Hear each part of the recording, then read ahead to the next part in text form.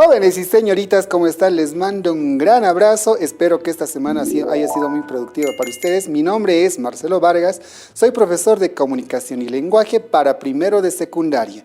Y el día de hoy les traigo un tema muy interesante. Hoy hablaremos sobre los cronistas. ¿Estás preparado? Yo estoy más que listo. ¡Comencemos!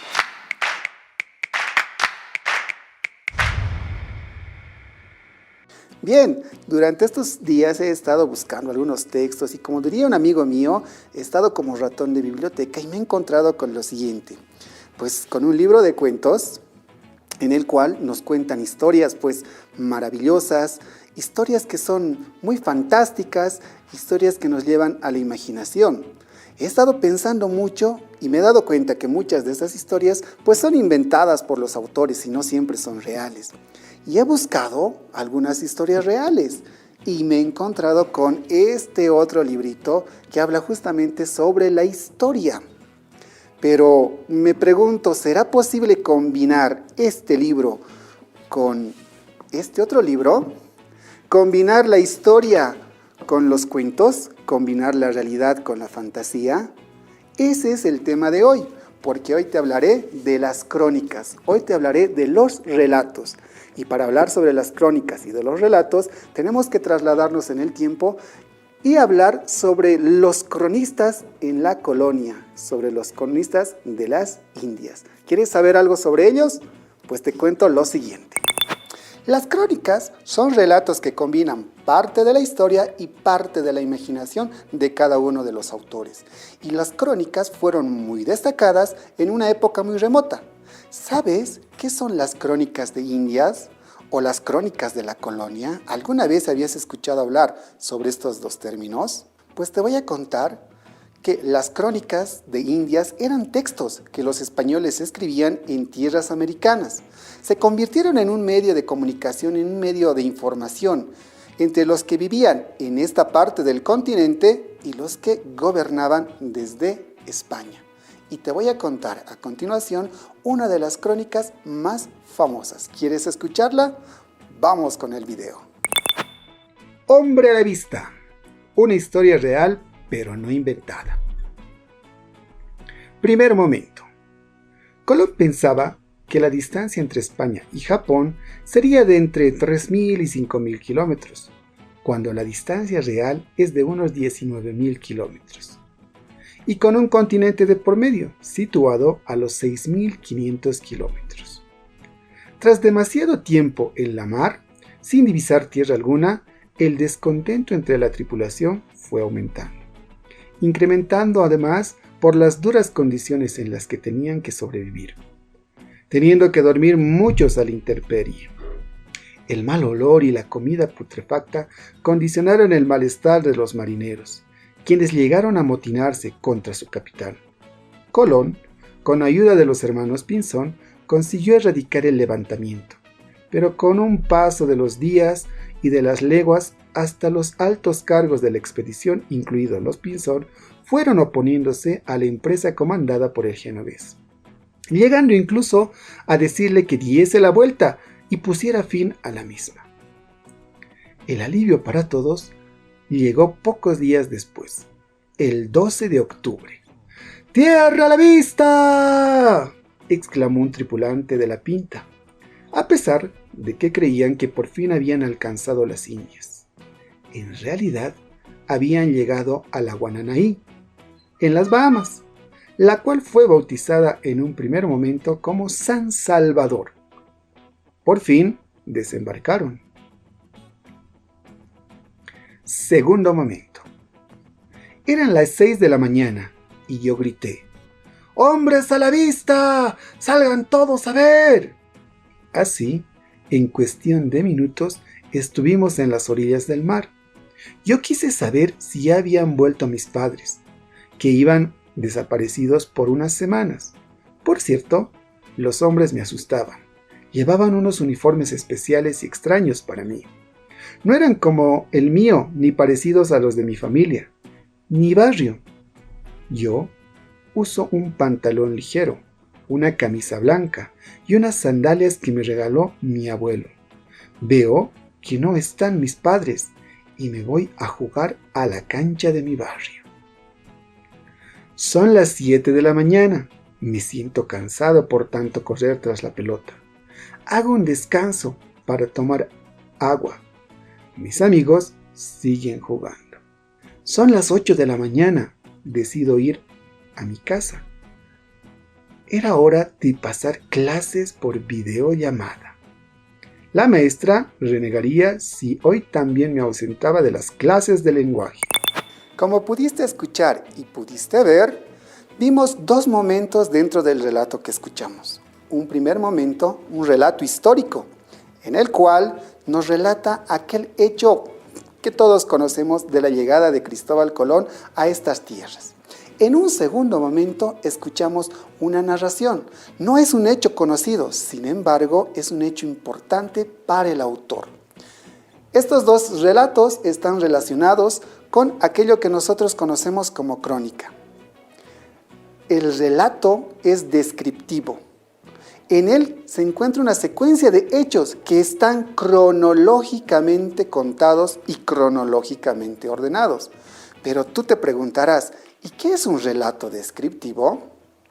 El relato descriptivo es el conjunto de palabras y frases ordenadas que detalla la característica de una realidad. Si observas con atención tu libro, te darás cuenta que podemos encontrar lo siguiente. El mal olor y la comida putrefacta condicionaron el malestar de los marineros. Ahí tenemos un fragmento descriptivo, porque no me negarás que en algún momento tú sentiste un mal olor. Y el lector, al leer esta parte del texto, recuerda ese momento. Además, nos menciona la comida putrefacta. También estoy seguro que en algún momento tú has debido ver, si no es en la casa, en algún momento o en alguna situación, comida putrefacta. Eso condicionó el malestar de los marineros. A eso le denominamos relato descriptivo. También es importante mencionar que en este tipo de textos prevalecen mucho los hechos, es decir, aquello que ha visto el autor o aquello que nos está narrando. ¿Qué es un hecho? Pues es lo que ocurre, es el suceso que llama la atención dentro del relato. Por ejemplo, eran las 6 de la mañana y yo grité, ¡hombre a la vista! ¡Salgan todos a ver! Así, en cuestión de minutos, estuvimos en las orillas del mar. Ahí te puedes dar cuenta que existe un hecho, hay una situación vivida en este caso por nuestro personaje, quien nos va a relatar, quien nos va a contar lo que él vivió y lo que sintió en carne propia. A eso le denominamos hecho. No lo olvides, primero contamos la historia y la relacionamos con un hecho. Otro elemento importante dentro de este tipo de narraciones es la cronología. ¿A qué le llamamos cronología? Pues es el orden y fechas de los sucesos que van ocurriendo. Generalmente en este tipo de textos encontramos datos importantes, muchas veces como la hora, el día, si fue de mañana o si fue de tarde, etcétera, etcétera. Todos estos elementos le permiten al lector tener un orden de cómo van sucediendo los hechos. Por ejemplo, el alivio para todos llegó pocos días después, el 12 de octubre. Te puedes dar cuenta que ahí aparece una fecha y una fecha muy importante en la cual el lector tiene ubicación del tiempo y el espacio, pues esa es una característica de las crónicas. Ahora te pregunto, si logras prestar atención y si vuelves a realizar la lectura, ¿quién narra la historia? Debemos recordar que los narradores los podemos dividir en primera persona, segunda persona y tercera persona.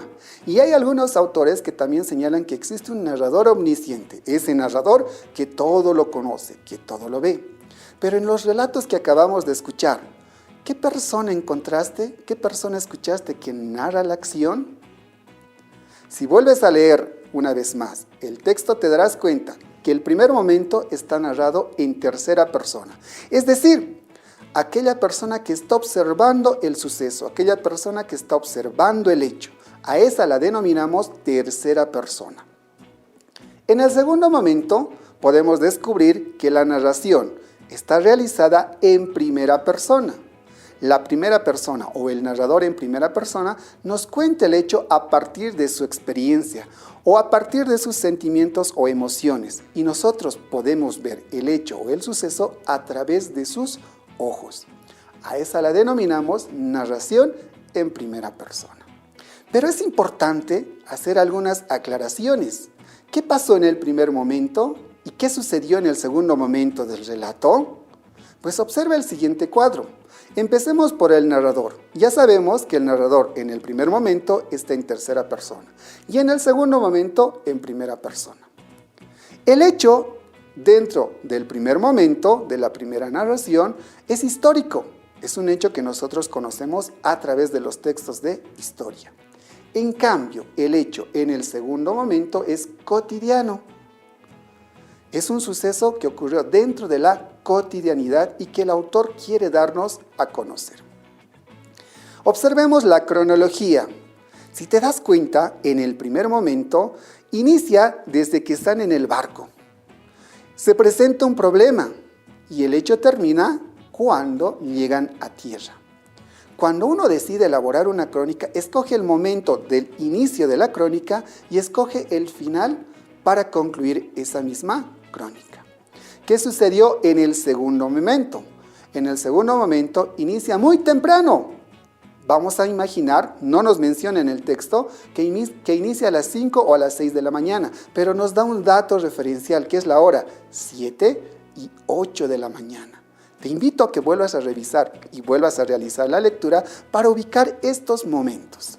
¿Qué quiere decir el protagonista cuando enuncia "esta crónica continuará"? Pues seguramente le está dando al lector varios elementos para continuar con la lectura. De esta manera, el autor nos invita a continuar con más elementos que puedan ayudarnos a fortalecer nuestro conocimiento a través de la lectura. Dentro del texto, tú encontrarás otra lectura que titula de la siguiente manera: Capítulo 36. Como sea posible haber en las Indias animales que no hay en otras partes del mundo. El autor es Acosta Joseph. Te invito a que en compañía de los profesores y en compañía de tus compañeros puedas desarrollar esta lectura y encontrar los elementos que ahora hemos descrito. Muy bien, espero que el tema te haya gustado y agradado. ¿Te diste cuenta de lo importante que son las crónicas? A través de las crónicas, muchos de los historiadores han armado muchos relatos y han armado muchos textos que nos ayudan dentro de nuestra cotidianidad. Te mando un gran abrazo y será hasta una próxima oportunidad. ¡Nos vemos! Educa Bolivia 2021, año por la recuperación del derecho a la educación.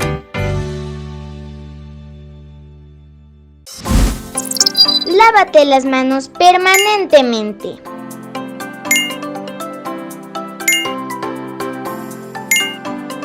Cuídate y cuida a los demás.